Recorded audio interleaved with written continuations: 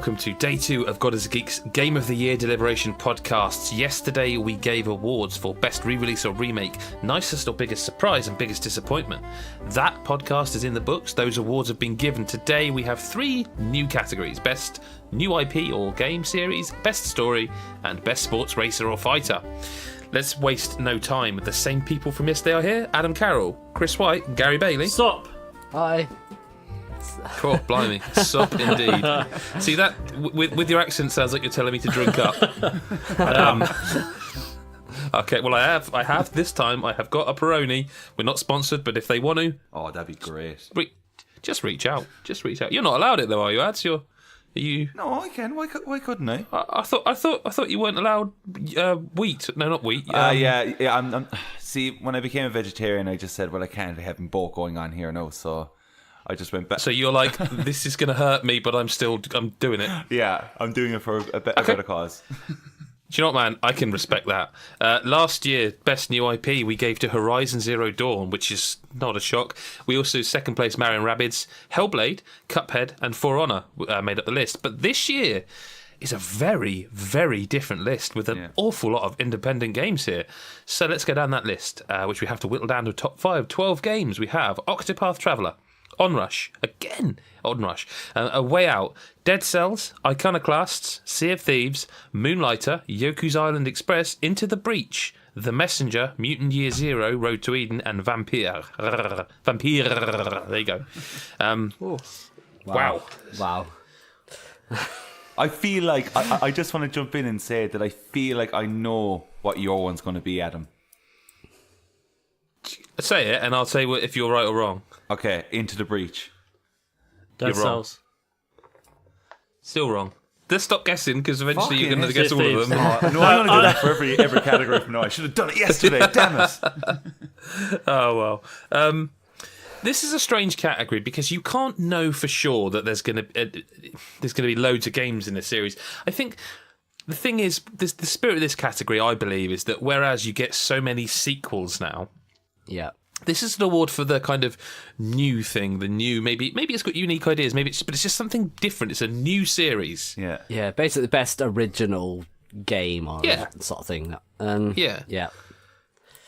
So, I would, as much as I respect what it was trying to do, and as much as I admire the ideas, I would cut Vampire because... You just wanted to do that again, didn't you? I want to do that again also because I played like 5 hours of it and just stopped. I played 5 hours of it and just stopped because... I still haven't played it. What are we talking about? It's Vampire. Oh, right. Cool. Because it's just all right. It's just all right. Like, I can't even remember who reviewed it. Like, I think it was Mick Fraser. Yeah, it was, yeah. But like, it's just, I found it all right. I still want to play I feel like but it's but just if you're one of calling those it things best, that I don't if think something's- it did what it set out to do. I just feel like if you're saying something is best, then the most interesting thing can't be the way the host of a podcast says its name. Do you know what I'm saying? Yeah. I do like Vampire. I can't do it now. I've not got enough fluid in my throat. I've used it all up.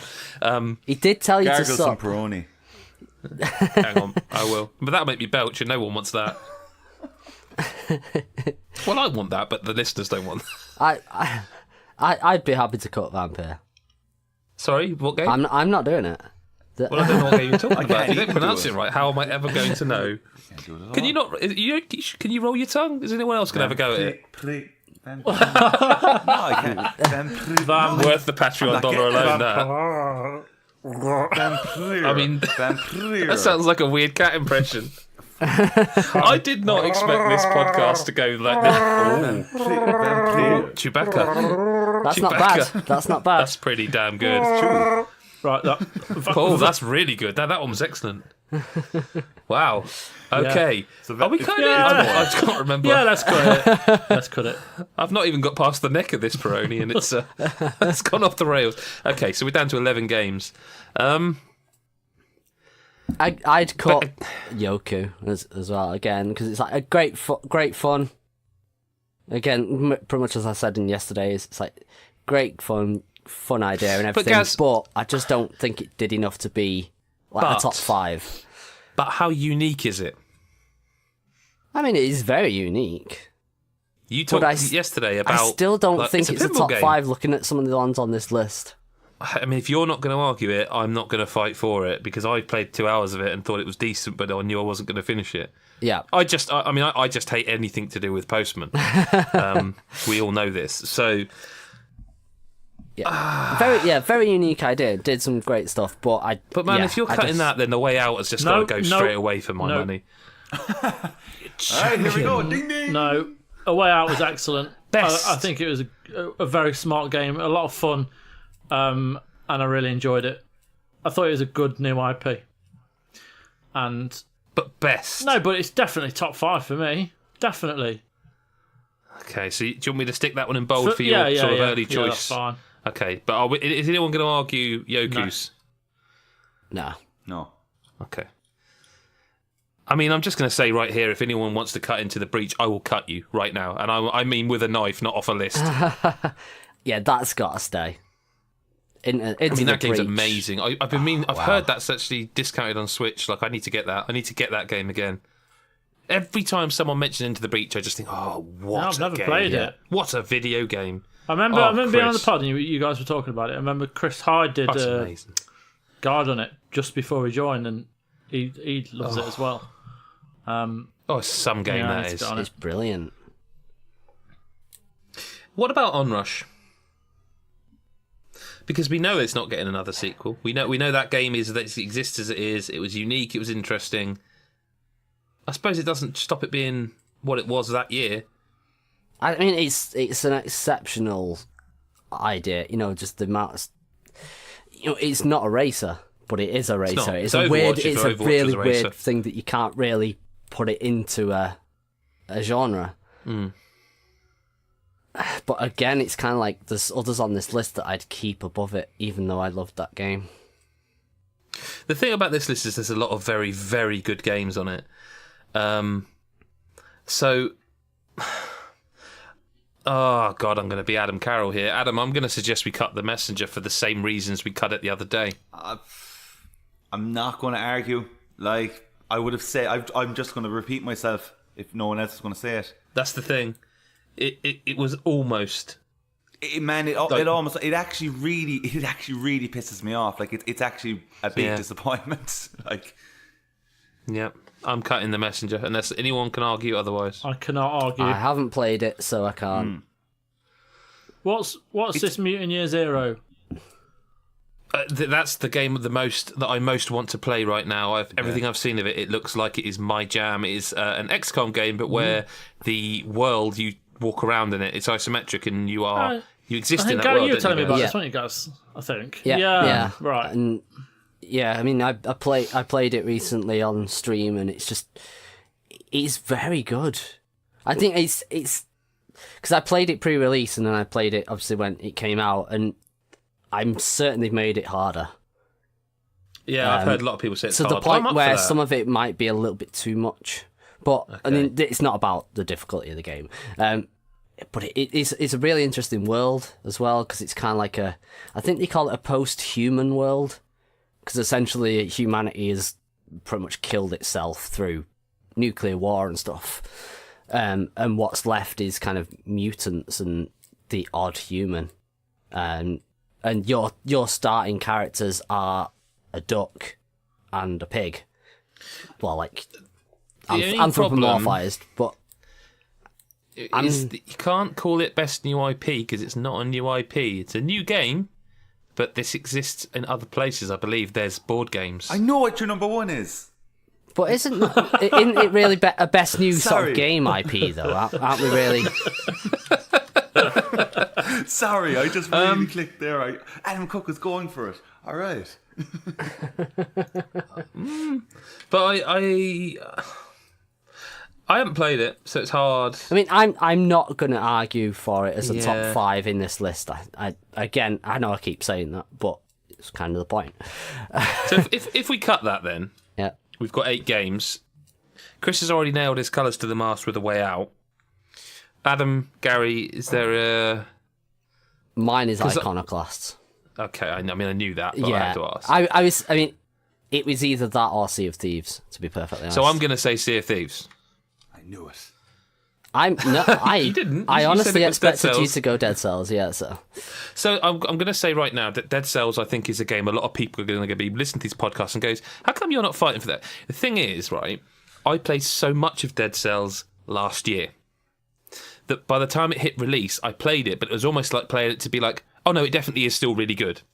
yeah. And I played it on Switch, PS4, Xbox One, PC. I played every version of that game, and I still think that game is incredible. But I played most of my time on that game last year. So a lot of these games are newer to me. Because I just want to give a quick it's still shout Dead out, Cells. actually. Just as we're talking Dead Cells, that Chris Hyde bought that game for me. He did, Like, didn't he? Yeah, that's right. it was a nice thank you to him for that, because like, there was no way I could have bought it at the time. And he was just like, cool, hey, I'll send it you. Yep. Well, Was we're it all really nice nice? people, I think is what you're We saying. are, we are. Yeah. I am including myself in that, because, fuck it. Yeah, fine. So we got three games. Adam, what's the fourth? As soon as I saw the list, for me, it's going to be Octopath. Octopath Traveler, the one I was going to suggest we cut next. Yep. Yeah, fuck. Okay. I don't see how we can cut Unrush after all we've said about it. But I don't think Dead Cells can be cut, and Into the Breach is an incredible game, and like, I've got a real problem with this list. Like Moonlighter, to be honest with you, just its ideas alone make it a compelling argument. And I feel we need to decide what this award is, properly what this award is. Because I don't know. That I can't see a world in which Moonlighter, Into the Breach, and Onrush aren't on and Dead Cells aren't on the list when a game like Octopath or A Way Out is. I just can't see it. I need to be convinced. I need to be. I think A Way Out is interesting because it does something different, but I think Moonlighter takes a tired genre and set it into the Breach and Dead Cells. I think they take tired genres. They're all in a similar nature. They've all got the sort of roguelike aspects, the random nature, and yet every single one of them does a twist on it and like makes it an utterly compelling. I mean, Into the Breach is on my top 10 of the year, full stop. Sea of Thieves isn't, but I do think Sea of Thieves is an important one because in terms of a new IP, what they've done with that game from day one to now is they've changed it, they've made it compelling, and it was always decent, but now they've made it good. Yeah. They've listened, basically, because the stuff that people are like, okay, the seas are too empty, you need NPCs, like, okay, here's some ghost ships. And Yeah. I mean, okay, I'm not a fan of the volcano stuff because I think it's too much. But it's again, something different. it's like, here's another thing, and I think they've added the other one now, the fog shrouded something. I just don't see a world in which Sea of Thieves isn't on this list. Yeah, I'm with you on It's that. so different. It's so different to everything else. It's a very misunderstood game. It's so different. I feel like if anywhere on all of our awards, Sea of Thieves is to get some plaudits, it's this one. I'd honestly say that's number one for this list. It's so different. Rare finally made a new game. Let's not forget that as well.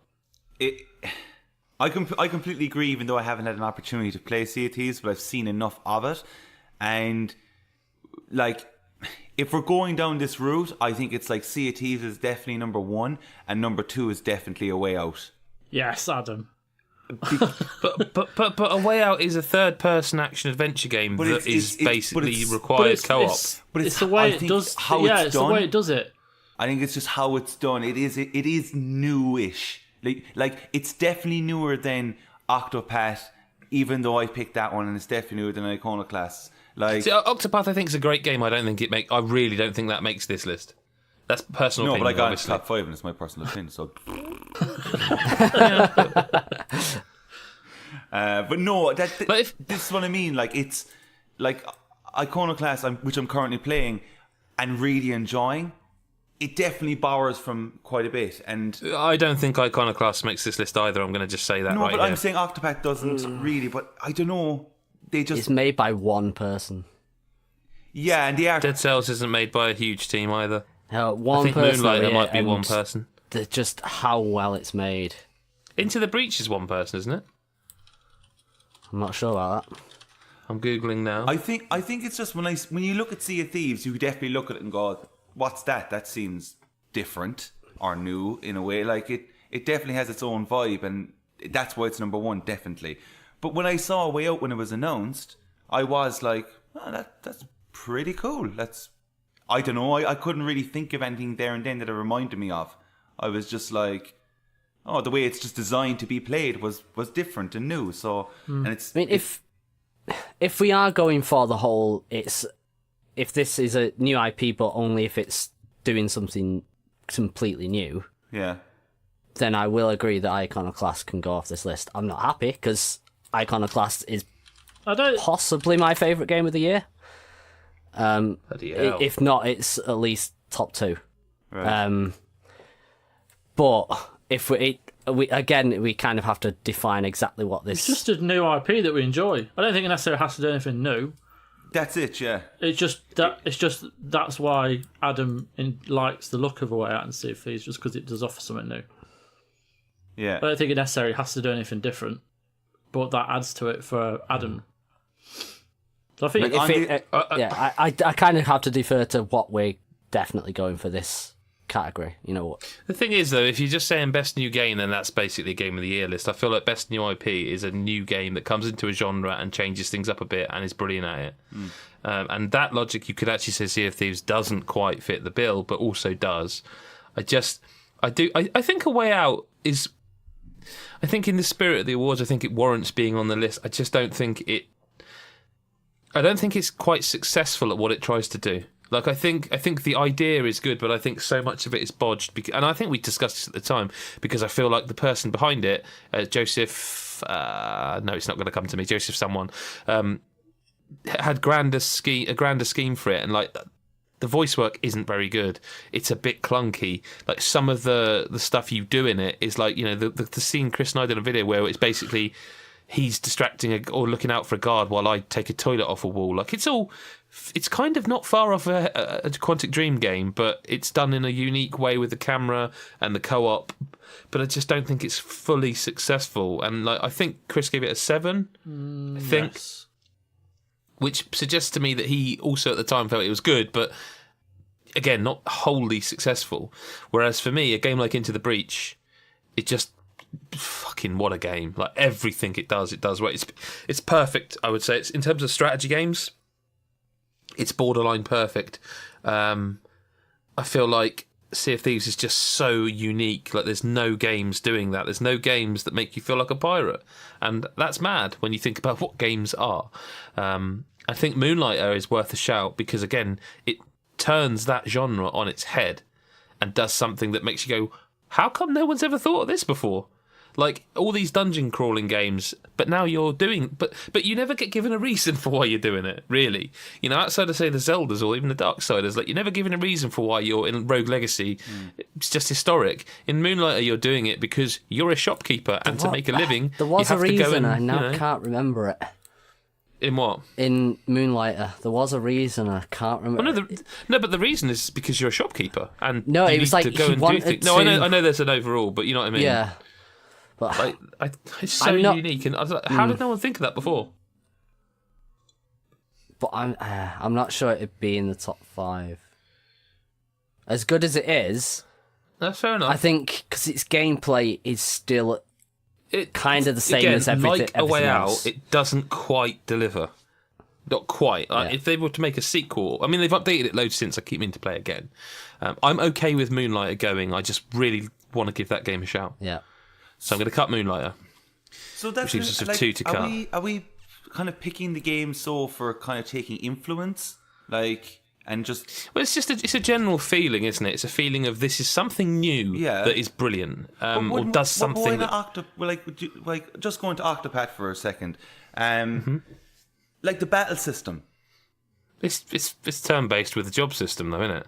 Yeah, but the way you can chain up the stuff and even though I think that's kind of something new, and I think the pacing of it is very good, because that kind of style of a JRPG, whenever you go back to it, of the classic games, it's slow, it's really slow, and I think getting the same kind of aesthetic and style and having the pace a bit more punchy. I think that's really cool. And like, Okay, so hang on. I'm sorry. Have we cut Iconoclast? I know we talked about that. I want if it's going off, it's just a new IP and it's brilliant. I want to keep it. But if we're going, it's a new game in a genre that makes us excited. It does something different. It's got that spark. It's something that we. I guess really the spirit is of I hope we and- get another one of these.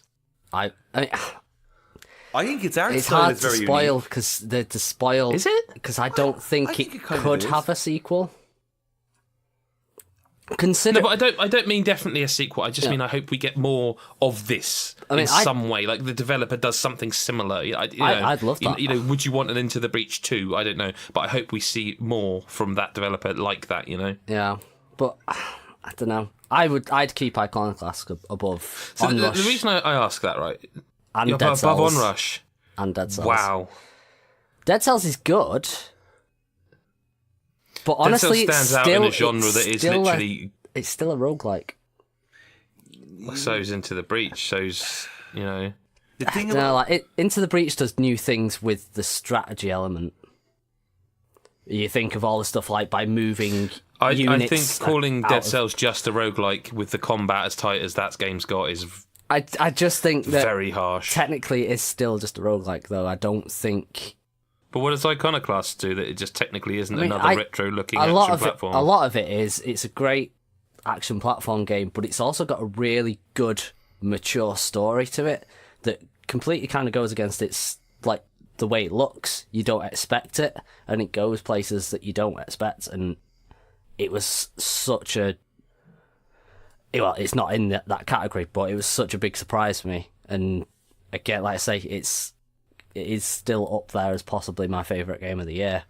So the thing is, for me, right, is if Iconoclast stays in the top 5, and I actually quite like what I've played of Iconoclasts, right, fair play, but if that stays in there, Sea of Thieves stays in there, and A Way Out and Octopath stay in there, then that means Onrush, Dead Cells, and Into the Breach, only one of those 3 can be in this list.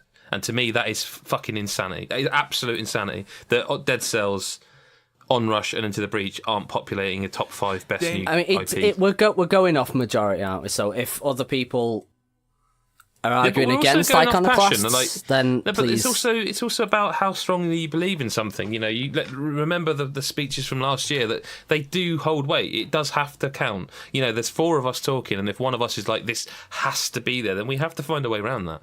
But just from where I'm sitting right now, I look at the 4 games in bold, and I look at Iconoclasts, A Way Out, and Octopath, and again, I think all 3 are good games. I think, personally speaking, A Way Out is the weakest.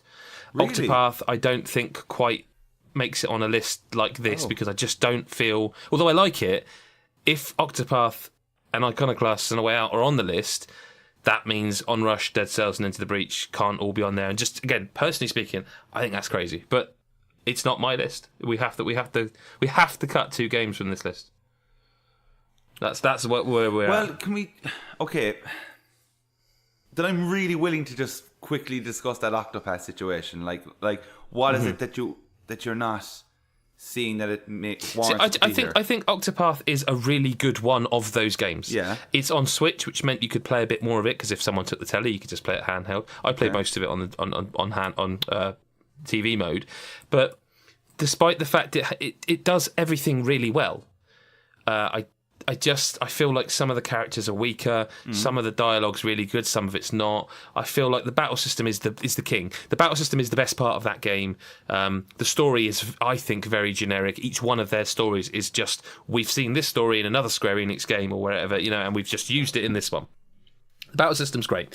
The way it works is great, but I also think it can really play against you sometimes in that game. Like, you can get in a fight. I got in a boss fight that took me an hour because the character I needed, I didn't have in my party.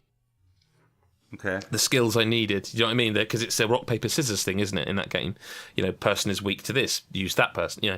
I think Octopath Traveler would probably be in my top 5, but what I'm saying is I would have Octopath in my number 5, but I would dump A Way Out and Iconoclasts. Not like willy-nilly. I'm not saying I don't like those games. I'm just saying, for me, the 7 games here and the 2 I'd cut are away out on Iconoclast. I do like them, but Octopath, I think, is a better game, personally.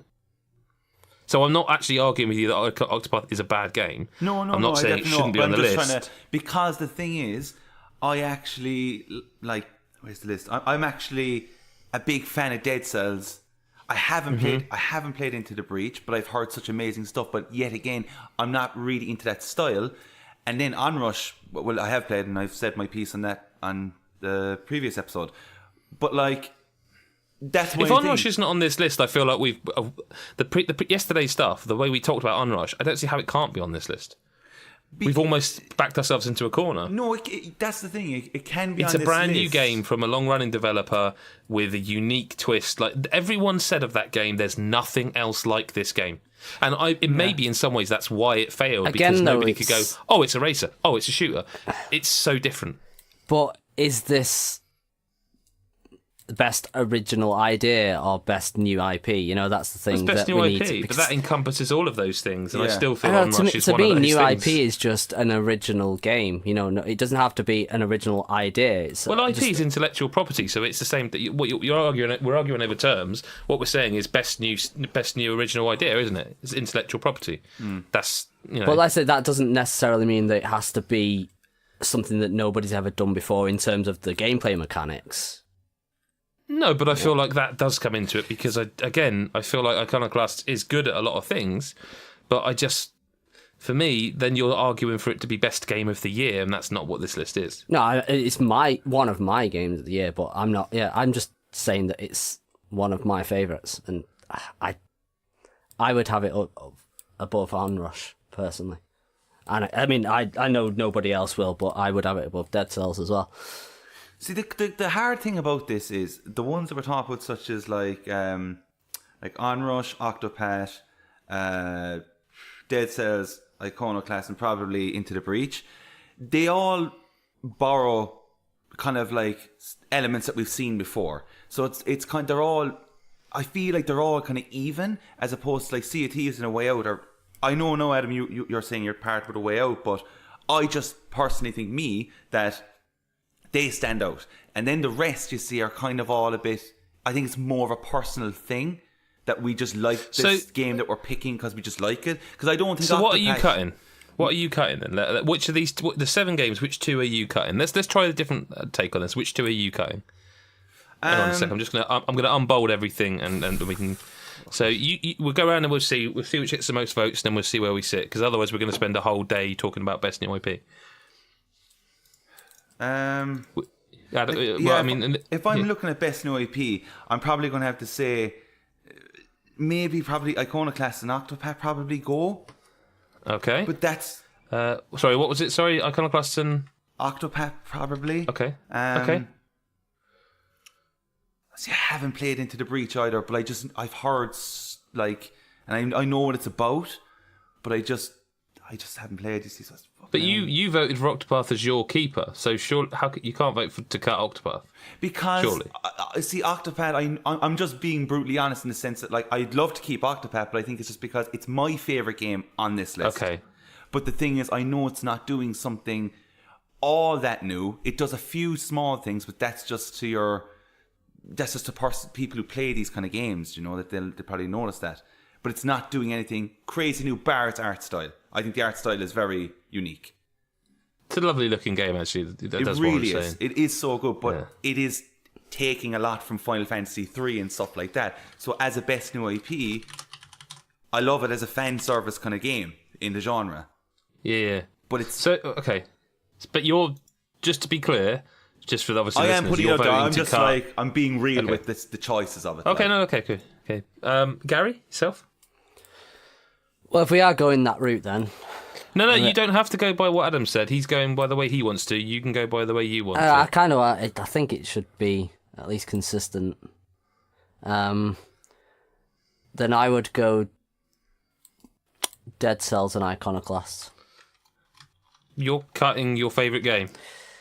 Well, again, like I say, it doesn't do anything particularly new, and I think Dead Cells again. But that's same, but 'cause that, I think that's but Dead you, Cells. I think you're all getting caught Yeah, up because on the word "new" here. If you feel passionate about the story of it, Gaz, then like. But if it all You mixes should go together ahead. to make you should not. And I Thing think is, don't I get can't- caught I- up on the fact it's new. Every game on every list this year is new by hook of its 2018's awards. Yeah. The idea behind this award is it's not an existing property. So Thing is, I Gears can't. of War 5 can't be on this list because it's not a new property. Yeah. That's the idea behind this. The criteria beyond that is then down to personal preference. Whether you feel, like I feel, for example, that Onrush is on there because it does, not only is it an original idea and a new IP, it also does something no other game does. That's my personal criteria. You can't if you can't say Iconoclast. I mean, you can if you want to cut Iconoclast. Listen, I don't know why I'm arguing with you. By all means, cut Iconoclast.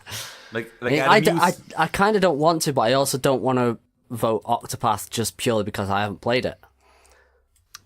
but you haven't played it, and if you don't know anything about it, That, Like I know have, what I mean? That's why I'm not voting Into the Breach. You see, I can't really.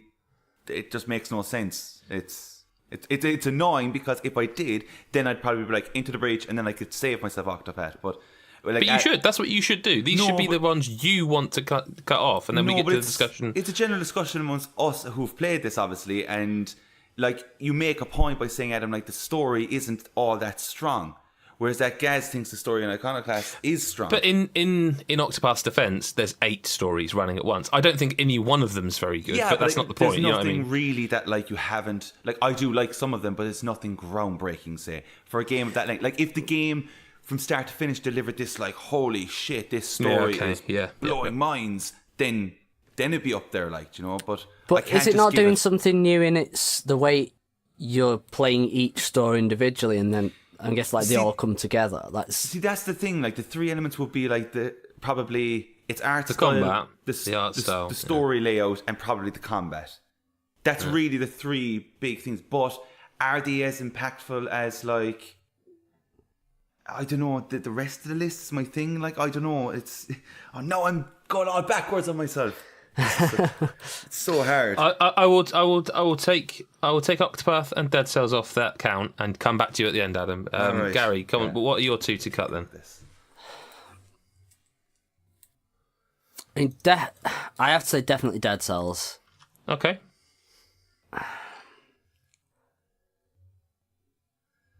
I'm gonna go Octopath then because Iconoclast is just it's No. very you personal. you've definitely said your piece on Iconoclast, and I, in good conscience, you can't vote Iconoclast off after what you said. Chris, though, which 2 would you like to cut? Octopath. Are you still alive as well? Are you all right? Yeah, mate. Yeah. Octopath and Iconoclast. Okay. And I'm going to go Iconoclasts and A Way Out. A Way Out, yeah. And Adam, that leaves you. Oh Jesus Christ! I think I'm going to stick with Octopath and Iconoclast. I can't put my vote towards Into the Breach. I just haven't played it. I mean, that does mean Iconoclasts goes, and so does Octopath. Yeah. well, that's the way we've done it, innit? It's the rule of. I mean, unless like you say, no, I think we should go with that.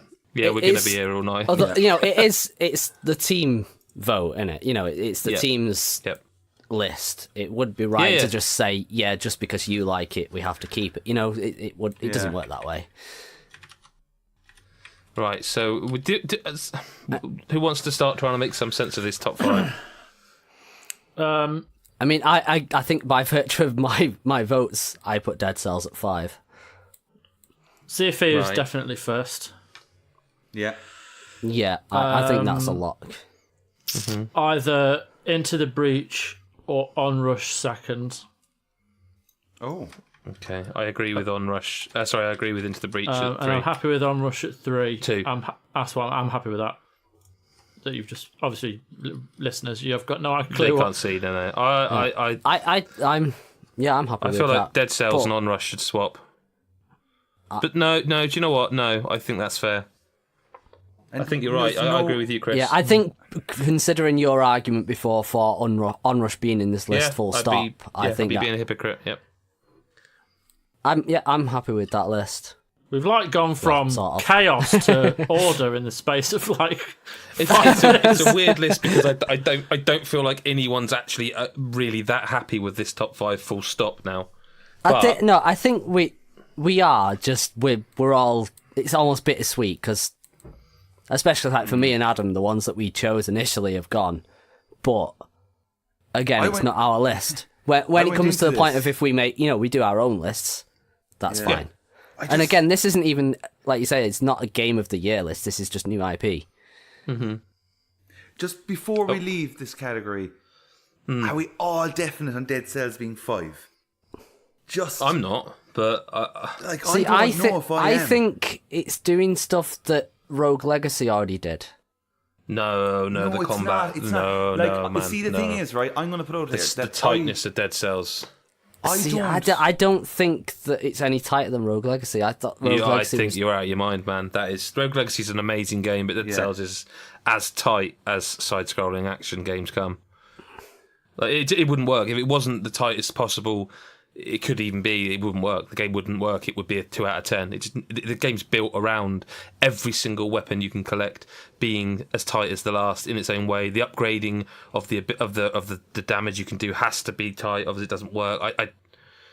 I don't think the game works at all if it isn't literally the tightest it can be. Yeah, I completely agree with that. I'm just I am happy that it's in the top 5 for sure, but I don't normally get on with these kind of games, and I love when the game, when you to achieve this whole thing of dying and repeating, and you're like, oh fuck, and you get better and better every time. It's a really cool feeling that a video game can capture, and I just found Dead Cells was for nearly 2 weeks straight. It was I have 5 minutes to spare. I'll have a round of Dead Cells, and I just go for it, and I don't know, I would have, my personal top 3 would have been here: Sea of Thieves, and either A Way Out or Dead Cells. That's where I was. See, I would personally push Dead Cells up 1 and A Way Out down 1. I wouldn't, but no. But there we are. I think A Way Out is, again, personal choice aside, I think it has to be said. That game's trying something, and we can't really be going off of what scores higher because Sea of Thieves got a 6, I think. Yeah, I think that's it's not a 6 anymore. It's not a 6 anymore. And Into the Breach, I think you gave a 9, Gaz. I think, yeah. I can't, again, might have even been 9.5. Might have been 9.5. But point being, we can't go on scores. I'm happy. Well, I'm happy with that list personally speaking. I would put Dead Cells up 1 above it, but. Again, I have a funny feeling with Dead Cells because I played it so much a year ago that the passion for it has waned, if you know what I mean, a little bit. But I still love it, of course I do. But it was 9.5. That was going to be in the bonnet otherwise. Yeah. Are we locking this list? Yes. I think it's right. Okay. 5th place, Dead Cells. 4th place, A Way Out. 3rd place, Onrush. 2nd place, Into the Breach. And best new IP is Sea of Thieves by Rare. Best story, then. This will definitely not be... So, before we get into this, I think most people who listen every year to us, or all year throughout, know that we don't tend to spoil stuff. This is the exception. We cannot really discuss the best story of the year without spoiling some elements. Same as we come to it as the week progresses, best moment. It's not possible. Can't do both. We're not going to purposely go out of our way to spoil a story. If, for example, the 9th game on this list isn't going to make a top 5 and no one's going to argue it, we're not going to go out of our way and spoil it. Unless, the thing is, sometimes to make a story's impact, say for example, there's a game on this list Chris has played that I haven't, to get me or Gary or Chris on side, he's going to have to tell us what it is about. And that means spoiling sometimes. So again, just be aware of that. Before we get into this list, last year's best story was, wow, Okay, I don't remember that, but best story of 2017 was Wolfenstein 2: The New Colossus. What? With Horizon Zero Dawn, Nier I believe Automata, you were one of the ones Yakuza. that argued yeah, that I one. think I probably was. All these games I love though. Yakuza 0 was 4th, and I can't remember that this is even being last year. But What Remains of Edith Finch was 5. We've got 12 stories on this list. I think this is actually joking, so I think we're going to cut these quite quickly and easily because I just don't. I think this comes down to a lot of it is passion about what really does you, if you know what I mean. Yeah. So this list of games is God of War, Vampire, Celeste, Ni no Kuni 2 Revenant Kingdom, Marvel's Spider-Man, Red Dead Redemption 2, Florence, Yakuza 6 The Song of Life, The Banner Saga 3, Pillars of Eternity 2 Deadfire, Iconoclasts, and Thronebreaker The Witcher Tales. Now, I'm always jumping in and cutting games first of all, so someone else do it for Vampire. a change. Yep. I was going to say that. Yeah. Yep. Bye-bye, Vampire. And thank God, I don't think that's on the other list. I don't think I have to ruin anyone's ears for the rest of the week. I mean, I haven't played Ni no Kuni 2, so I don't know was jumping. if that's going to go. If that's going to stay or not. I already see 5 games better than that at a minute. Same. Easily. I would honestly say that I think God of War stays. I think that's... What a fucking good job too, Gary. I was about to kill you. No, I think... Yeah, your fucking mind. Why is that a thing you need to say?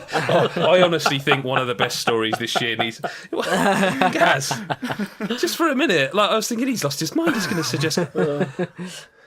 Ni no Kuni 2. Can we just calm the hell down? Ni no Kuni 2, Revenant Kingdom. The only person here who's played it is Adam Carroll. And I know you weren't that hot on it, so I'm guessing that can be cut. Yeah, I can. Yeah. Okay.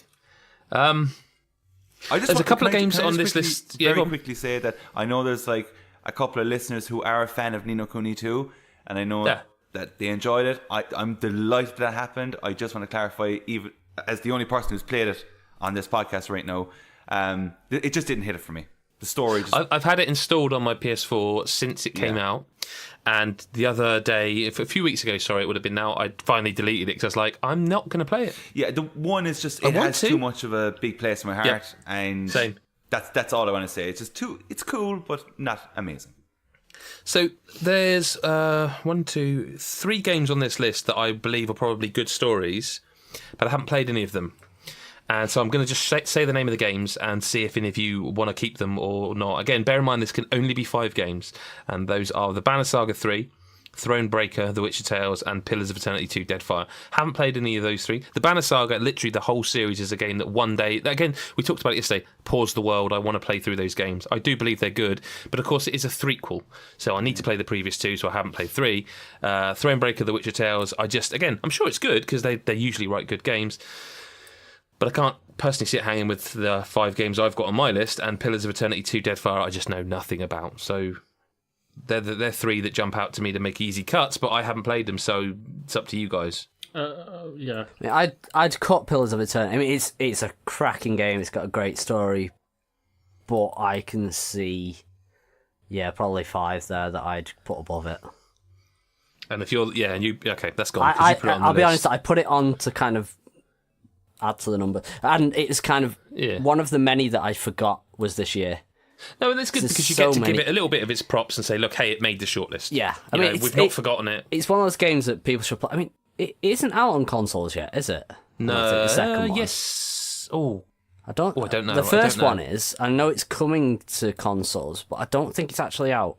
No, it's not, because I kind of want it on. Yeah, I mean, it's one that I would absolutely recommend people get because it's bloody good, but it's not a top 5. Thronebreaker, I kind of want to just put a pin in for now because I'm not sure that's fine, I want it to go. Okay. But yeah, sometimes when you get down to the sort of 6 or 7s, you go, oh, maybe it doesn't, or maybe it does, but that's fine. So, Chris, I think Banner Saga 3 is you, isn't it? Yeah, it is, and I will cut it because again, this list is buzzing with cracking, it's a strong cracking list. tales. But the Banner Saga is probably my favourite trilogy of the last 5 years. I think it's an excellent. Careful there that you didn't give enough time to include Mass Effect. I noticed. Yep. Too right. Fair, no, fair. I agree. I just think it's such a well-written game by Stoic. They've just created something really special. And I think if no one ever has just had the chance to sit down, you talk about Into the Breach being a fantastic strategy. Like, this is everything you want out of that strategy game. I so want to, mate. I do. And I've got them. Like, I've got the first two on Xbox. The thing is, right, I'm not going to talk about it for ages, but with people loving things like Game of Thrones and Walking Dead and these shows that have no safety involved, so you can get attached to characters, but they will kill them off. They don't care. And you've seen huge characters go in both of those shows. This is a game that does just that, and it gets rid of characters you love, and it'll happen like that. It doesn't have any rules to it. So you can go from one game to the next to the very end. Your favourite character's gone, and it doesn't care. And that's something they've done so well. But I think for story, I would say the entire arc is a good story. I don't think it stands out particularly it's difficult. against, definitely against God of War or even Spider-Man. So, I'm happy for it to go. But it's excellent. So actually, there is one other game I haven't played enough of, and I need to hear about Yakuza 6. Pin in 100%. Okay. Do you want me to talk about it now whilst we're on the subject? Let's save it because let's save I'm it not until gonna, we need. I'm not You gonna, can, I but don't want I'm to just ruin going to this bold for those anyone, two. because I think if you are catching up with Kiwami's, this will be the last stop for you. So, but when it gets to the moment of the year, I will talk about the moment at the end, which just blew me away. But it's an cracking story where you followed this guy for 5 games before, then plus the prequel with Zero.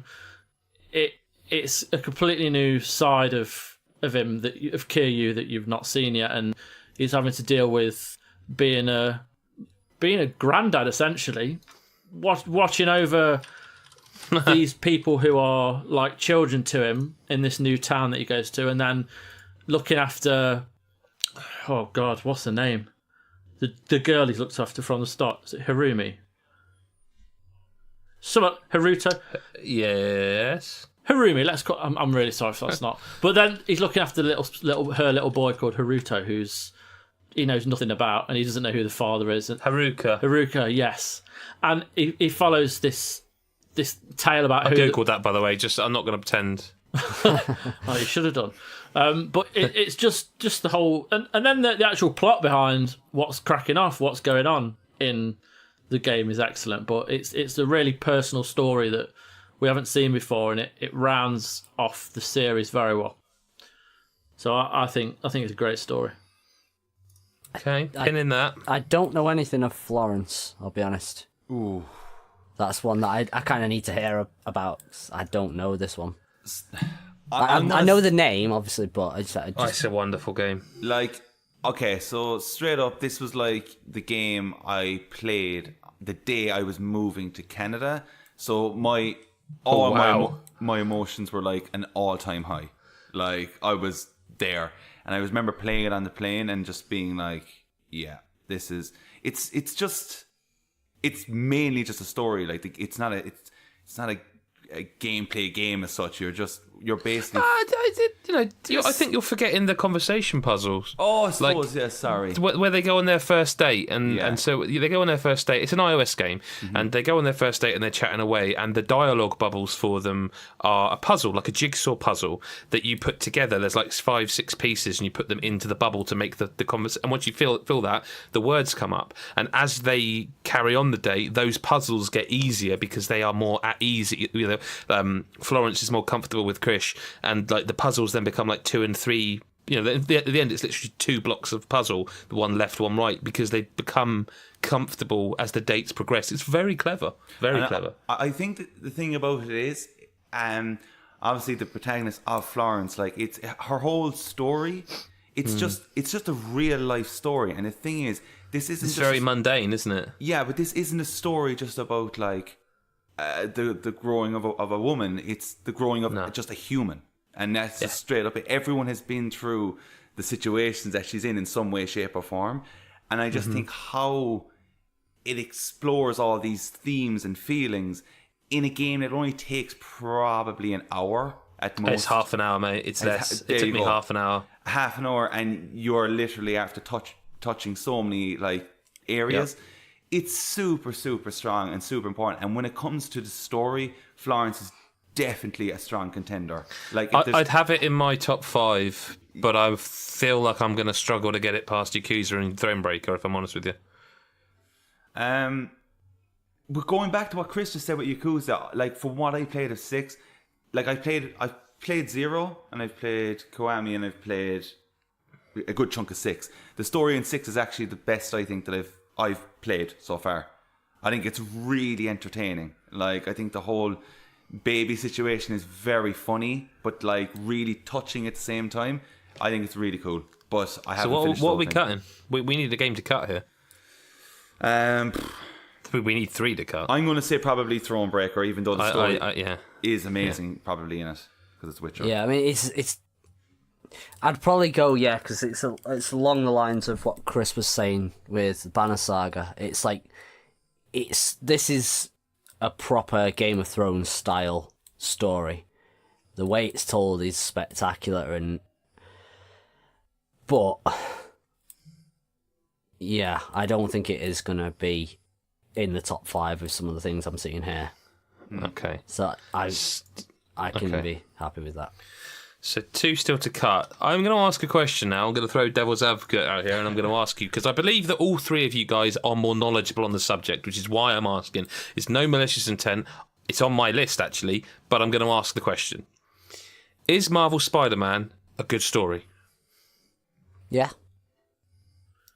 Is it top 5 good story? I'm not sure on that. That's where, and again, this is best story, not best game. Yeah. I'm going to just flat out say, I think, all the joking aside throughout the year's podcast, I love Marvel Spider-Man. I really did. I platinumed it because I enjoyed it. But when it comes to the actual story, I do remember saying to you guys on the podcast, the problem I was having with it is I was having so much fun playing the game that I never felt compelled to actually progress the story. Now, when it gets going towards the end, sure, but I feel like that all happens really quickly. Like Act 3 is just like bang, Act 3 is done. Like it is massive, it's mad, and it happens. But Acts 1 and 2 leading to it, there's some moments, but I feel like they're a little bit hamstrung because every time you're not Spider-Man, which let's face it, is when the story's happening, it's kind of not as good. Yeah, But I feel like say, Spider-Man is very much a game about playing as Spider-Man. Yeah, I think if we were talking maybe purely on characters, then I'd be like, yes, this is a top 5, no doubt. But I think, like you say, I mean, I loved it start to finish. Same, But, yeah.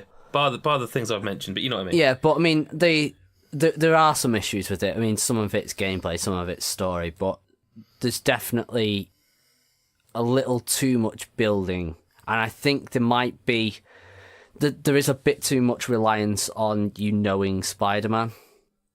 You know, in some part. But that's fair. I mean, think, it is, but you don't kind play of a Marvel Spider-Man if you don't know some Spider-Man.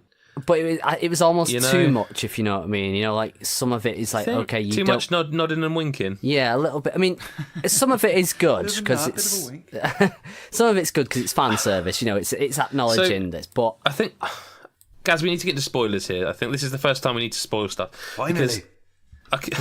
So the problem I have with Spider-Man, right? And okay, so last chance now for Spider-Man spoilers. Okay, that's hard to say. The Dr. Octopus stuff. Saw it coming a mile off. Like a mile off. Don't think it was well done. Think it was telegraphed. The Martin Lee stuff, even more telegraphed. I thought that was so obvious. The way they framed him very early in the game, you're like, this guy's a bad guy. And the thing is, they'd even shown him as Mr. I'll be honest, I don't in the think trailers, and it's like, it's so obvious that's him. yeah, I don't think know they what he's trying tried to hide that. Really, to be I don't think perfectly they honest. tried either. It was more like it was hidden from Peter because that was the story. And I know there's always sort of issues with that between your player knowing that's and player the character agency knowing. then is an issue. But- But the Doc Ock stuff, I thought was very obvious as well. The thing, I mean, that always even is the going to be in closing it. stuff with him. But it was Well, a no, I no-brainer don't with the agree. design of the character and stuff. Like you just saw the instant I saw him, I was like, all right. Yeah, I mean, as soon as you bring in like Dr. this was a Batman Octavius... chance. I felt this was a chance to do what like Telltale did with Batman and make him a different Dr. Octavius. But I don't know if that's what Spider-Man ever really tries to go for. I don't. No, but that's what I'm saying. I feel like they were, and then like literally a couple of scenes of them, you're like, oh, okay, we're just getting Doc Ock again. Okay. So in fact, I think And you'd I be really kind of. felt like for a minute, you know. I think he's too much of a iconic Spider-Man villain to kind of I suppose do that's it. fair. Because I mean, he's always been a kind of almost a fine line, because Doc Ock has always been. He is actually not a bad person. He's just he goes the wrong way, basically. And, you know, it's. Well, I mean. Yeah, I mean, I just do don't understand think it it. was well done. I don't think that stuff's well done. I think my perspective as someone who likes the more recent Spider-Man stuff and wasn't that... never been a big Spidey fan, but for me the story was decent. But kind of like a decent opening salvo. Like, I feel like the ending of that game sets up where they're really going to go. Yeah. Which is massively exciting. Oh, you know, it had me Googling, oh, what's this character? What is the meaning of this? And it's like, oh... I will have to say, as one of the four here, I'm going to yield to someone like Chris, who's a massive Spidey fan. Does Marvel Spider-Man get into the top 5 with these 7 games? No. Oh, Look, I agree with what you're saying. You know, I think, I pictured Chris like rolling up his sleeves and everything, and then just going, no. Yeah, do you know what? The best bit about this game is the gameplay and the exploring and the little nudges to everything else. Like the one thing, right? Which, looking back on it since finishing, is that we're assuming that he became Spider-Man while still at high school, because obviously the story takes place when he's 23. We're assuming that is what's happening. So for 6 or 7 years, there's never been a Dr. Octopus. There's never been a Green Goblin. So, like, they're 2 huge characters that aren't in it yet. And, like, so he's just seems to have been fighting the same few people over and over again. For that. It just, like, introducing them now, I get it, but I don't know, it felt like they could have done more with it. And like you say, it was so obvious what was going to happen with them. But one thing I will say for the story is, and again, it's moment of the year kind of thing, but as it approaches the end with certain characters, and it like that ending is just like, wow, like they've really gone for it. It just goes. So I think, but it took a long time to get there, and the story did kind of drag on. And when you think it's coming to a bit of a conclusion, it doesn't. Like that bit they showed in like the preview, like 6 or 7 months before on that oil rig.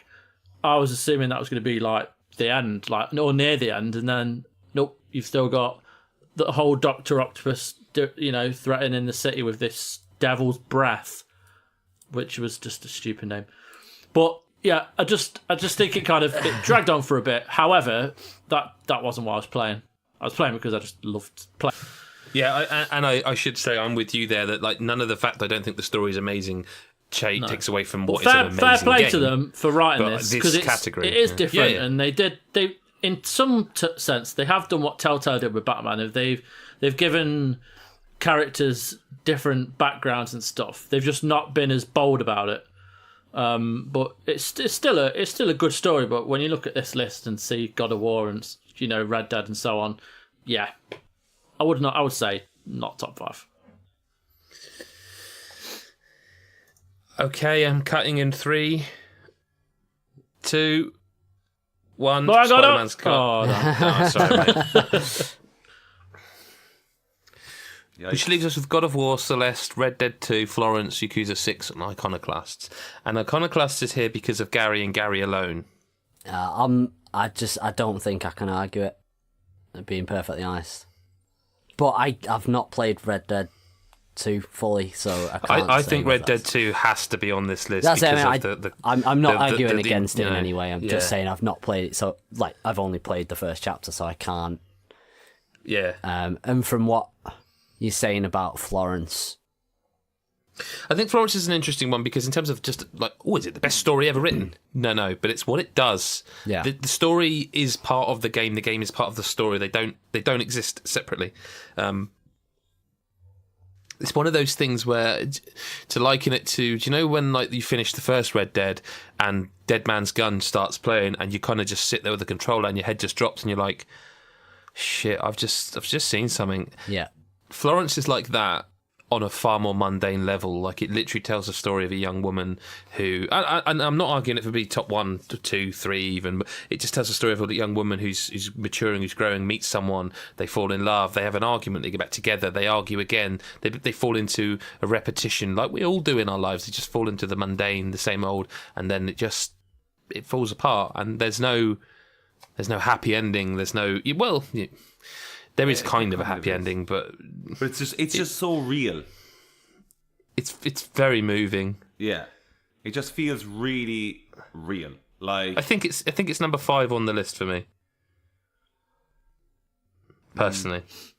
Like, I probably agree. All I'll say, though, the last thing I'll say about Florence is, when it comes to the story, it's definitely the most honest and relatable story, I think, for everyone, and especially within this list. You can't relate to any of the other stories, like, you know. Well, I disagree. I think Celeste. Well, Celeste, okay, all right. There's something to be saying with Celeste. Yeah, definitely. it's Celeste. It's more of like the underlying story rather than taking it literally. Yeah, because obviously we can't. You know, nobody knows what that's like, climbing a mountain and shit. But it's the metaphorical mountain. None of us. Yeah, that's what I mean. It's like none of us can relate to the actual literal, but it's underlying. What are we cutting?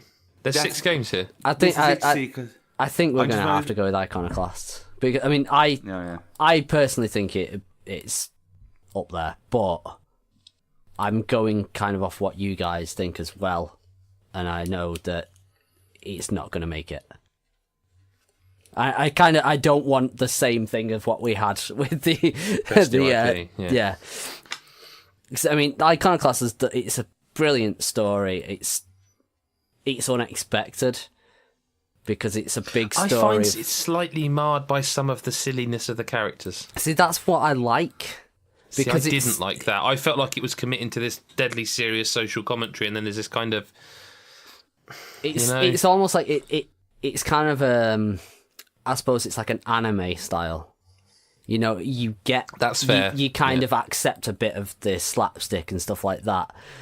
It almost offsets some of the darker stuff, you know, because some of it gets very dark. Yeah, and it's a whole story about finite resources and religion taking over, and you know, it's stuff that from the start you just don't go, okay, this is a game about religion or whatever. You know, you just don't see that at all. But it's told in such a good way, and the characters are all brilliant, including like it does something that I hate in games with the mute protagonist. Oh, yeah, but it works somehow with this because she's still quite expressive. But are you suggesting we cut Iconoclasts? I am, because I mean, from the stuff that I've heard of Yakuza, from what you're telling me about Florence, Celeste I've obviously played. I'm never going to argue for it being best game because I don't think it is good enough. We'll get to that another time. But as a story, it is very good, and it's got some really good. It's got some really nice moments. Some really well thought out moments. I'm going to delete Iconoclasts, mate. Yeah, because if you're not arguing for it, there's no way myself, Adam, or Chris are going to fight for it. No, just do it. Which leaves us with Yakuza 6, Florence, Red Dead Redemption 2, Celeste, and God of War to put into a top 5. I am going to jump in right now and say, are we all in agreement of number 1? I don't think we are. Holy shit, are we not? Well, what are you saying number 1 is? God of War. I don't think it is. Wow, lads. Oh, this is. I was wondering here because I like when it came to the story. I know that the game of the year is going to be tough, but I didn't think the story. This is a really hard top 5 to organize. I think. And this is one of the hardest. So I actually think the bottom 3 are done. I think that's the bottom. I think 3, 4, and 5 on our list that people can't see again. I think that's right.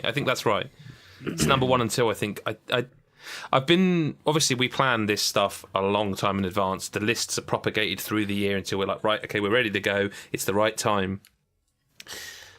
I think God of War is exceptionally well done, right? I think they make you give a shit about Kratos in a way that I genuinely this time last year would never have believed was possible. I would, I had the concern. I never felt like God of War would be a bad game because I always loved the other, all the others.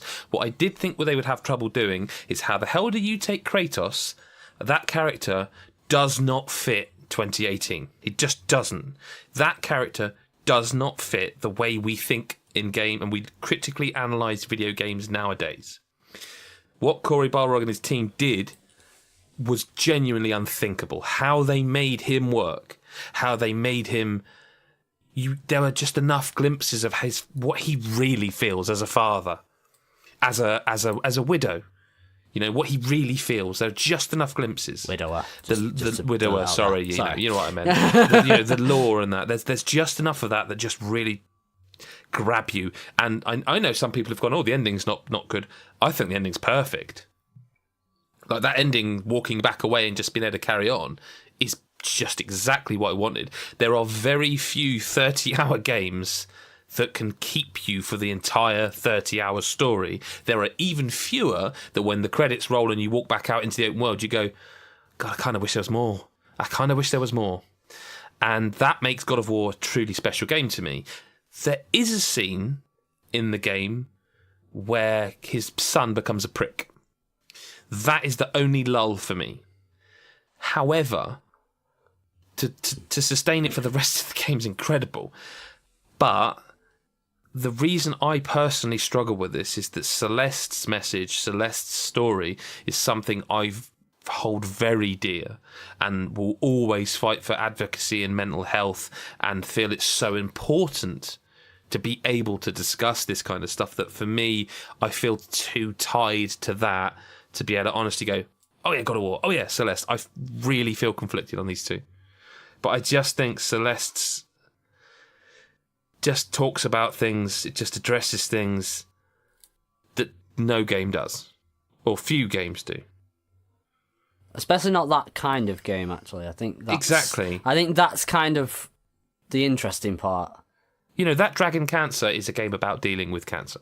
Yeah. And Celeste is a platformer. It's a 2D platformer. Yeah, it's basically Super Meat Boy-esque platformer. Yeah, it's basically putting mental health issues into Meat Boy. Yeah. You know, I know that's with boiling chip it down tunes, a bit with too a much, silly but... with when they talk. Yeah. You know, the Animal it Crossing work. Yeah. But I mean, I think before we get to them, are we all in agreement of the bottom three there? That's how I'd have it personally. I don't think I am. Okay. Yeah, if I'm honest. Well, how would you change it? I can probably agree with Yakuza being at number 5. Yeah. I'm really struggling with Florence and Celeste because I just was left wanting more from Florence. I thought it was lovely, but it just was too short for me. I just wanted a little bit more. It was so short. Yeah, but the thing was, man, when I initially started playing that game, and I know we're talking about story here now, but when I started playing it, immediately I said, I really hope this isn't a long game. That's all I said. And I wanted more than 25-30 minutes. I just wanted I just wanted another 10 minutes, and that to me is a good story, but not the best. I just wanted a bit more. But what more did you need? Because I felt they were taking out the fluff of the story. They were like, I know, but I'm just mean when I finished it, I just was left wanting a little bit more. I don't know what that little bit more was. Okay. I just felt like I was missing just a tiny bit more. So. I'll say 2 seconds on Florence. I'm going to say like Red Dead. Okay, we haven't said anything yet. Okay. No. Finishing that game. When you finish that game, I feel it does that whole thing where it just soaks into your brain, and then you're able to really digest what you went through and what you like and what you disliked. And it's very clear because it feels all the time when I was playing it. I didn't know. I just felt like I was doing the same thing almost. But it's this weird thing that we'll get to come the Game of the Year chat. But afterwards, it was the story and the characters, okay?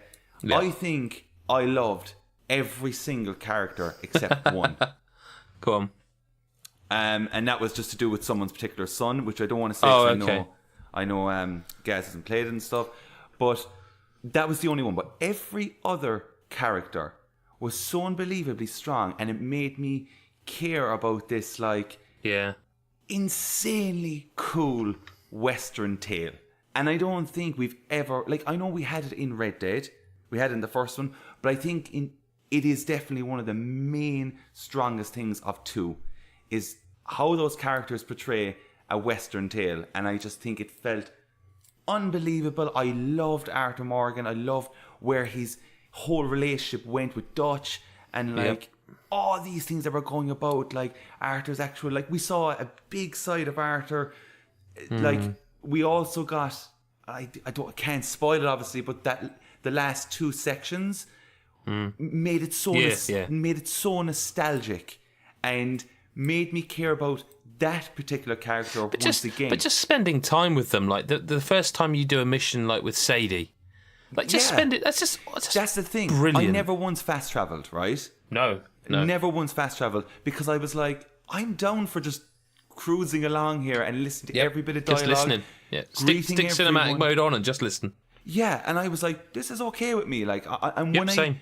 After a couple of hours, when you accept that, I think that's when the game becomes very enjoyable and really shows how strong the story and the dialogue is. Which is why I have to say, for me, I would put it at number 2 because God of War was just, like, I was just sitting there going, Jesus, that was just great. Like that was all I could really come away from God of War when it ended. The whole reveal of his son's situation and like how he cared for his son. I was just like, this game just fucking kicks the shit out of every like Avengers movie, all this stuff. So you're saying God of War 1, Red Dead 2, Celeste 3? See, Celeste kind of goes ahead because I know you're saying gameplay style. I know that it offers you more, but that's because of its gameplay. But story-wise in Celeste, if you took out the gameplay, it would probably be matching the same length as Florence. Realistically. So, like, I'm just taking away, like, what emotionally hit me. And Florence is something I can relate to. I'm just really glad that games like Celeste exist to do this kind of tale. But you are saying number 3 for Celeste, just to be clear. Yes. Yeah. Okay. So you're saying God of War 1, Red Dead 2, Celeste 3, Florence, Yakuza. Red Dead 2, Celeste 3, Florence.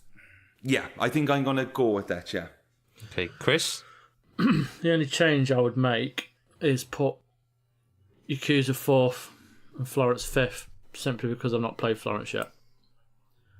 That's fair enough. So you would keep Celeste above Red Dead, because it does sound like I'm. I think you're completely right with what you were saying. So God of War wins this by the sound of it. Perfect video game of the year and potentially of this generation for me. Just me. There was not one thing I call it on. Like it was just perfect. Yeah. And that includes the story. Everything about it, not just their relationship, but the Mimir, the talking heads, like all the other bits. Yeah, so good. How many times did you not get out of the boat because you wanted to hear the God. stories? Every single time.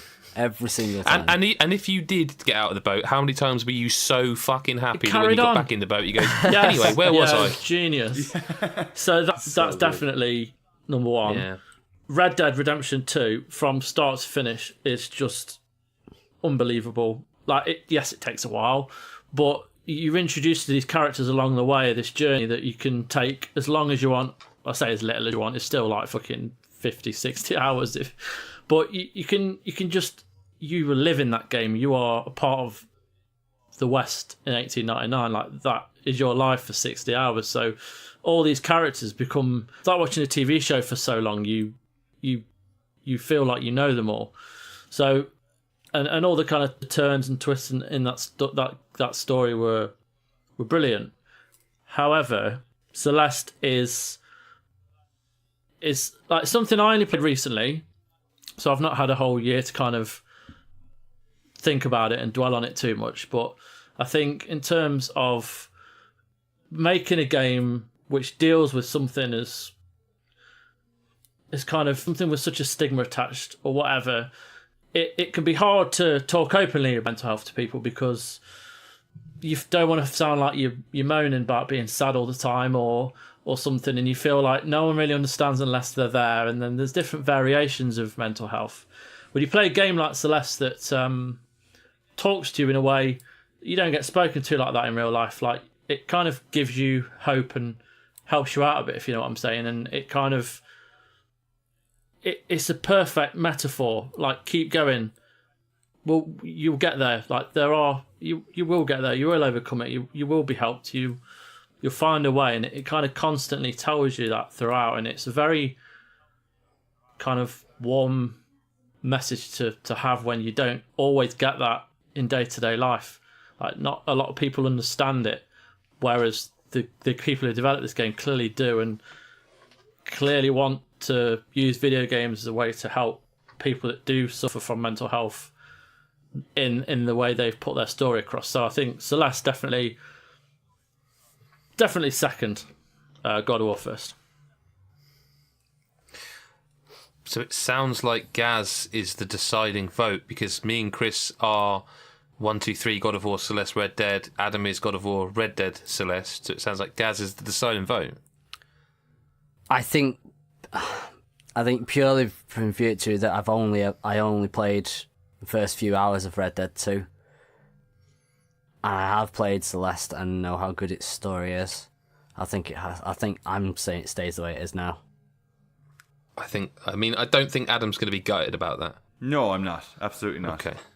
But, there you go. Best story then. 5th place, Yakuza 6, The Song of Life. 4th, Florence. 3rd, Red Dead 2. 2nd, Celeste. And congratulations to God of War for being the best story of the year. I actually thought that was the last category of this today. I've just realised I've got another one to do yet. So, best sports, racer or fighter. Last year, Pez won it. GT Sport 2nd. Madden 18 3rd. FIFA 18 4th. And Project Cars 5th. This year, no spoilers in this category because there's no stories here. We've got FIFA 19, PES 2019, Forza Horizon 4, F1 2018, Onrush, Dragon Ball FighterZ, Soul Calibur 6, UFC 3, Super Smash Bros. Ultimate. Someone's put that on there. It's not a fighting game. NHL 19 and Wreckfest. I think that I'm just going to straight away be brutal and say we can cut NHL.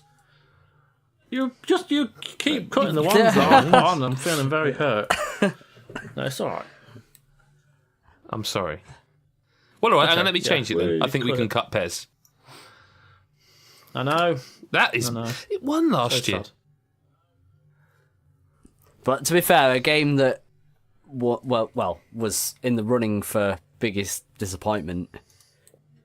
Yeah. You know, it basically can't win. I will just say that PES 2019 on the pitch still plays a wonderful game of football. But we're not talking about best gameplay mechanic. This is a best overall in the genre. And PES just, as we said, disappoints. Anything else that we want to cut here? Or I'm not comfortable cutting that shit. 3? Okay, no problem. I've not played it, so I'm going to have to go with others on this, but what about Dragon Ball? Oh, hang on, no. To make it accessible, Tag Fighter is not an easy thing. It's so good. To make a game where I could hand it to a child and they can hammer a button over and over and they would pull off the most badass, awesome combo, it's pretty good. But to allow there to still be the depth of a proper, if you will, fighting game, that's no... Is it a top? Makes the top? Is it a top 5? It is. Yeah, I think Matt easily. Yeah. Really?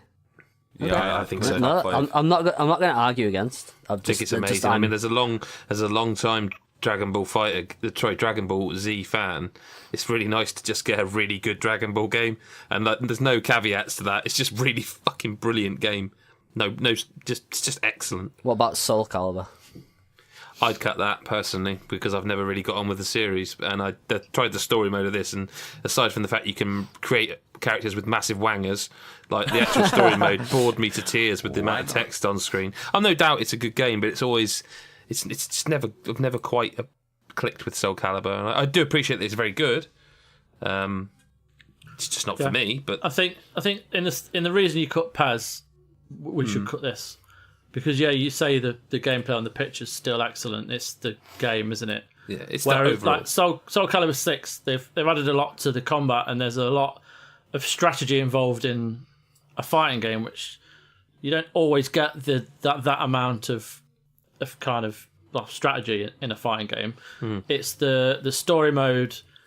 As good as the actual story is, it's the constant text is a pain in the arse. Do you know what I named my character in Soul Calibur 6? What? So I'm going to spell it for you. Right, it's Belle. So say that for me, someone. Bell. Yeah, and surname is End. And I feel like that's the best name anyone's ever come up with in a fighting game, Bell, because that is a name. That is a name. Belle is a name. Bell End.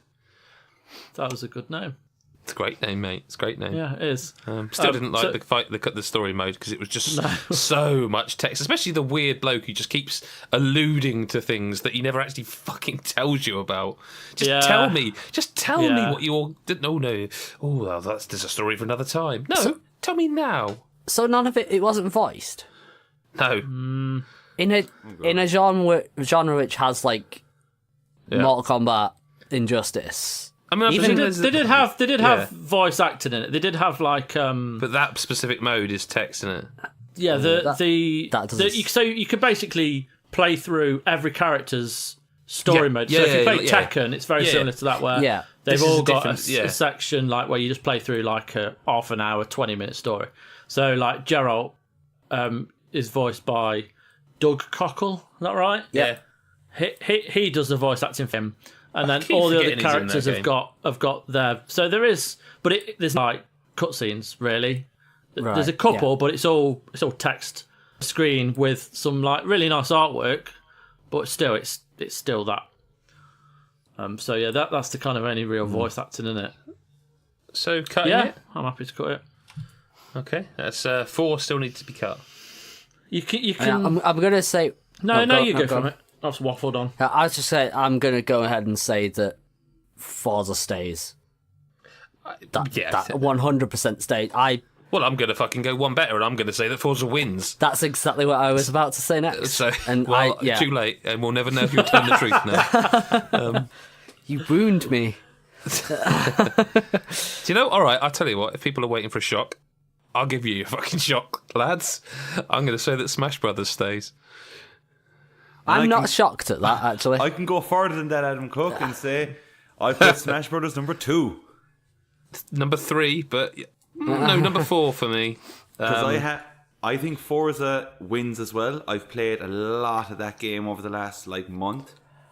I think Forza is just incredible, and I think Smash Bros is incredible. I think Dragon Ball is great. I think FIFA needs to stay then. I think FIFA has to stay. It's the best FIFA. And I think that goes second. I think FIFA will be my number 2. Yeah, I agree with Chris. Yeah. I haven't played Forza. I can't believe I'm saying Smash Brothers should be number 3. I can't believe it. This is bullshit. It's like someone's drugged me. Someone speak up about Wreckfest. Oh, it's fucking brilliant. It's basically Destruction Derby. All right. It's this generation's Destruction Derby. It's so well done. I'm not 100% if it'd be a top 5. See, I feel like there's been such with games like Dragon Ball and Smash. I feel like the fighting game genre has been so good this year. Like so good. Like the idea of when Dragon Ball came out earlier in the year. Like Dragon Ball is my number 4. Are we? I think Dragon Ball is amazing. Like what a game. What are we doing about Onrush? See, Onrush is weird because it is a sports game and a racing game and a fighting game. Yeah. It's all of them. It's kind of the one that fits everything. It is, but I'm also acutely aware that F1 2018 is, again, the best that series has been in a very long time. Yeah, because I do think that deserves to be in that top 5. But I would say that I would personally rather play Onrush. Oh, no, I would. Well, I genuinely would. But I don't know. That says to me, if Chris is okay cutting NHL UFC and you're okay with Onrush over F1, then all it comes down to is whether you're happy to lose Wreckfest and we've got a top 5. Yeah. Because I totally appreciate- Wreckfest is yeah. amazing. Wreckfest, like when it comes to console, people need to play Yeah. it. 'Cause it's I mean, so again, good. I've got it on PC. I've been waiting to play it. Haven't had time. It's very good. And like I say, people have been wanting a new Destruction Derby for years, and it's there. Admittedly, it's only on PC at the minute, but once it hits console, people need to. They need to basically not do what they did with Onrush. Actually, bloody buy it and play it. But yeah, I can get rid of it for now. Yeah. First. Are you sure? Yep. Okay. Because as much as I love it, again, like going sort of up that list again, Onrush and F1 I would have above it. You know? Right. So yeah. Right. So what are we doing there? Have I got enough votes to keep Dragon Ball in Yeah. at 4? Oh, I really liked it. Yeah. Okay. So what's number 5? Um, or what's the remaining game? So- We've got F1 2018, we've got Onrush, I UFC, think and NHL. Onrush. I kind of think we have to, given how much we've talked about Onrush. I was just I do think you're right, because it's like, although like you say, F1 is the best that series has been, and there's no doubt, like, I love it. Onrush it's just something special, and it technically fits this category more than anything else on the list. It does. So it sounds like we've got our top 5. We've got Onrush, Dragon Ball Fighters Z. We got Super Smash Brothers. We got FIFA 19. We got Forza 4, Horizon 4. It does to me sound like the question is what's 2 and 3. I think everyone agrees Forza wins this category. It's the easiest winner of all categories. I think this usually is the simplest category. Yeah. I think Onrush and Dragon Ball Fighter Z are 4 and 5, respectively. Personally, I feel that. I think the question is whether we think FIFA 19 or Smash is 2. I think FIFA 19, but only because Smash is too new. Like, time people hear this, it'll have been out a weekish. I'm really loving it. But FIFA 19 again for me is like, wow, they did it. They actually bothered, which sounds bad, but I think I'm happy we with got a that. lock. have we, Adam? I'm not going to like all the three of you have decided. Like I Smash is. Should Smash be above Dragon Ball? Hey, let's not get too hasty here now. Okay, Smash. If it's going to stay anywhere, the lowest it's going is 3. Okay. But honestly, the game is so good. It is Adam, so good. everyone's here. Everyone is here, and man, honestly, it's probably like they cannot improve upon it. Like Yeah, I think that's... they can't. Like this is so like it is for everyone. Anyone who's ever doubted anything about Smash, now is the time to go in on it. It is so fucking good. I even started the adventure mode. That's amazing. That I really like World of Light. Yeah, it's really, really good. But if you feel like Adam that you're like super like sold on FIFA, I really do feel that FIFA. We Think don't give about it. FIFA credit often. Like FIFA's always been second you've fiddle never to given PES. Smash credit. No, and I'm agreeing with you that it's number 3. I mean, I'm sort of in the back of my mind, I'm thinking, is it actually better than Dragon Ball? Because No, but I'm not. I don't want to get into that because I think we're going to be here all night, really. But I do think FIFA 19 is just such an improvement over 18, and I think like they added to things that they could have got away with not adding, and yet they still did it. You know what I mean? And I think we're always quick to have a go at EA, and rightly so.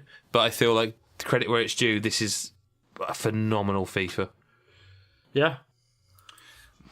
Yeah, if you feel that way. Really. Okay. You might as well have just said fine. Yeah. If Smash had released a few months But- ago, we might not be having the same Absolutely. conversation. It's a December game, and we record in December. But when are you able to say how good a game is after such a short space of time? That's all I'm saying. And it's, I don't know, if it's out like one day or whatever, and I'm like, it's incredible. I spent 6 hours already on it. Never have I spent that much time in a Smash game. Adam, you're saying the same. Like over time, it's not going to like decrease. It's going to just be loved more by you, more than likely. But that's the same way I feel about FIFA. Yeah. That game's been out since September or whenever, and I'm still playing it. If FIFA 20 comes out and it's bum, that's it. They've got a lot to do. Like because they've got to be careful. What they don't do is do what PES did this year. It's going to be a big year next year for sports games. I feel like they're just taking turns. They're like, it's your turn. Well, do you know, I thought that last year, but we'll see. I think we've locked it. I think we've done it. I think we've cracked day 2. 5th place for best sports racer or fighter is Onrush. 4th place Dragon Ball Fighter Z. 3rd place Super Smash Bros. Ultimate. 2nd FIFA 19. And 1st place winner, which we haven't even talked about, but that game's still going to get some time to talk about. Don't worry. Forza Horizon 4, that will definitely be talked about in other categories as well. Just to remind you, best story went to God of War with Celeste, Red Dead 2, Florence and Yakuza 6 backing it up. And best new IP went to Sea of Thieves with Into the Breach, Onrush, A Way Out and Dead Cells. Tomorrow, you lovely people get to hear 3 more categories. And... No, 2 categories tomorrow, isn't it? Yes. I believe. Yes, 2 categories, so it should be a short podcast. And that is Best Multiplayer and Best Visuals. And that could be a bloodbath. We still have another 5 awards to give after that, so there's plenty more to come this week. But thank you, Gary, Chris and Adam, for being here. Thank you. Thank you. Thank you. And everyone else, we know you're going to be there. We'll speak to you tomorrow. See you then. Bye-bye for now.